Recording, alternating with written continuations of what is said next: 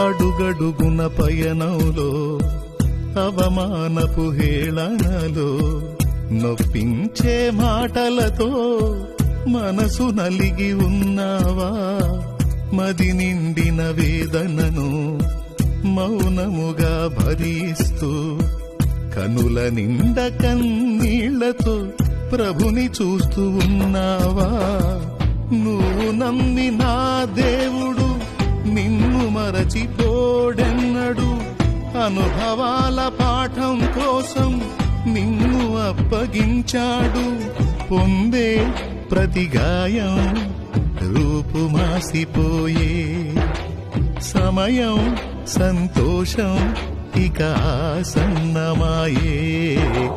వెదుకుతూ ఉన్నావా విడుదల దారి కనరాక?